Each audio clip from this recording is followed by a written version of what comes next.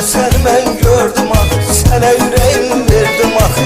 O necə aldın məndən, heç kimə vermirdim axı.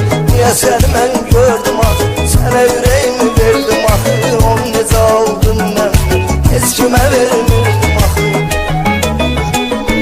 Mən nə qədər ağlayacam, şəkillər uzaqlayacam. Qaytar ürəyimi özümə ver, özgəyə bir bağlayacam. Mən nə qədər ağlayacam, şəkillər uzaqlayacam. Qaytar ürəyimi özümə ver, özgəyə bir bağlayacam.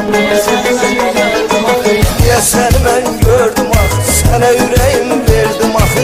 O necə aldın məndən, heç kimə vermirdim axı. Deyəsən mən gördüm axı, sənə ürəyim verdim axı. O necə aldın məndən, heç kimə vermirdim axı.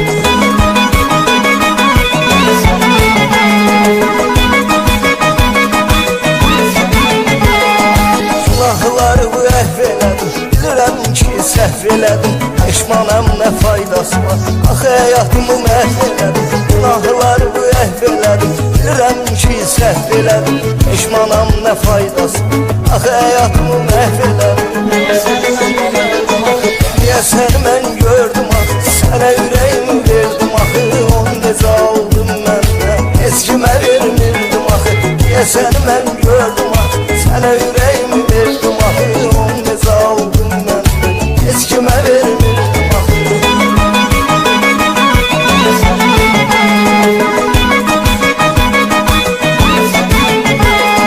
Dəstimə durdun getdin, ürəyimi qırdın getdin.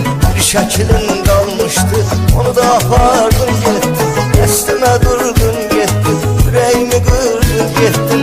Bir şəklin qalmışdı, onu da apardın getdin. Deyəsən mən gördüm axı, sənə ürəyim verdim axı.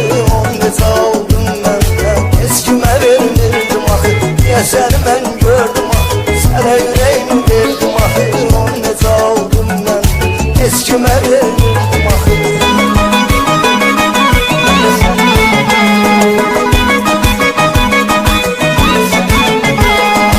Sənə son sözüm bunu bil, sil ürəyindən məni sil. Başqa biriyle olmağın mənim üçün maraqlı deyil.